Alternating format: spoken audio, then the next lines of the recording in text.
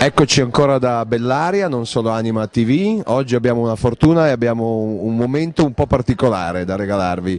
Abbiamo trovato due vecchi amici, uno è Giorgio Cerquetti, che è ovviamente molto conosciuto da tutti voi, e l'altro è un ospite d'eccezione. Abbiamo con noi il professor Moody, niente meno, e si incontrano e vediamo che cosa ci raccontano. A te, Giorgio. Allora, la prima cosa che voglio dire è che 15 anni fa andai al suo compleanno a casa sua in Alabama e lui disse che lui è una combinazione di Paperino e Freud. So I want you to start with Donald Duck and Freud. Well, yes, as many other kids around the world back in the 1940s and 50s, I was a great fan of the Donald Duck comic books, which I know were also very big in Italy. And like many other people, including Spielberg and Lucas, I think a lot of my early thoughts were initiated by these stories, especially my early interest in nonsense and peculiar applications of language. So yes, he did have an effect on me. Quello che diceva è che praticamente lui, Spielberg, quello di Guerre Stellari, e Lucas, quelli di Guerre Stellari, di E.T., erano tutti fans di Paperino. Però visto che le ricerche mondiali che tu hai fatto sono sulle esperienze di pre-morte, volevo sapere quali sono le buone qualità che le persone riportano dopo 30 anni di studio dalle pre-morte. What are the good qualities, average, that people bring back from near-death experience? Well, the first thing is that they say that whatever they had been chasing before, whether fame or power or money or knowledge, as in my case, or any of these other things, that after their experience they think that the most important thing we can do while we're alive is to learn how to love.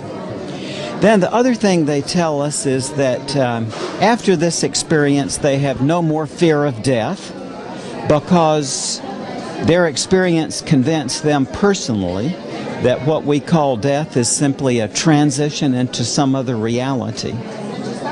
And then thirdly, after this, it seems to make them much more desirous of learning. They go on a pathway of life trying to understand and to acquire more knowledge. Quindi in conclusione, tornano con più voglia di amare, più voglia di conoscere, non hanno paura della morte. Allora quasi quasi conviene avere un'esperienza di pre-morte. So it is very useful to have a near-death experience. I think it is. People who have had these experiences think that it's one of the high points of their lives. And at the same time, people say that it's not like an instant cure of all their ills, that even after this they want to go on learning, even though they are now desiring to be able to learn to love, that it's still a very difficult process to put into practice. I would say that a good way of abbreviating what happens to these people is that it puts them on a lifelong spiritual quest. Volevo sapere una cosa. Allora, se uno segue una religione è facile, ma gli atei che hanno avuto esperienze pre-morte, cosa ti hanno detto? What atheist people having near-death experience told you? Well, the content of the near-death experience really doesn't seem to be dictated by what religion, if any, a person had prior to this. I've had many people who had these experiences who said that prior to this they had absolutely no belief in God whatsoever. And then I've had people from all kinds of different religions. And afterward, what they generally say is that they learn that denomination doesn't count. In other words, it's not which religion a person practiced, but rather something much deeper than that involved in this, although they do come back convinced that there is a spiritual reality. There is something more. Yes. So you met some religious leaders, I mean, not only Christian, you met some, what they tell you about your research, religious leaders in general? Well, I think that depends. I think it depends not so much on the religion of a person as on the personality of the person. People who have very authoritarian personalities and who have a very definite desire to say that it must be this way or that way generally are uncomfortable with these experiences, whereas people from the religious community who have a more open way of life regard these experiences as encouraging. So I think rather than the denomination or the faith of a person, it has to do with the personality of the person. However, within that context, I will say, yes, I've had people from Buddhists, Hindus, Muslims, Christians, and Jews that I've talked with over the years, religious leaders, who look upon these experiences as an affirmation of what they had believed in their religious faith. Allora, io conosco te da 15 anni, so che tu hai un grande senso dello humor. Perché è importante il senso dello humor? I know you as a friend, I know you have a very good sense of humor. Why is it so important to have a good sense of humor? Well, because I think it's number one, it's one of the major mysteries of the mind. The people have been trying to understand humor at least since the time of Plato and Aristotle, and we are no closer to understanding the nature of humor. It is a true mystery of the mind. And insofar as we can understand it, I think it's one of the most important ways of adapting to the harsh realities of life.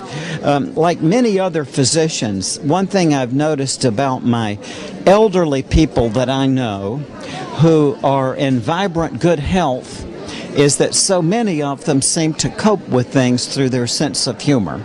So I think it's a vital aspect of the coping mechanisms of human beings. So can we say that sense of humor is a good medicine? Yeah, I think so. It's not a panacea. It's not going to cure all difficulties. But yes, my clinical experience convinces me that patients who can take a humorous aspect on things, by and large, do better, not just with their health, but in their overall adaptation to life. Do you know what they say in the Vatican about near-death experience? Because we are in Italy. I don't know. You never met some Catholic leaders or something? I got a call once years ago from a man with the Vatican newspaper who was inquiring, but I don't know what their official position is. How can we say that near-death experience is present in their theology? There must be something that we can compare, as far as you know, their theology. I'm sorry, I must confess I'm not very informed on theology. I got my PhD in philosophy, but didn't study theology very much.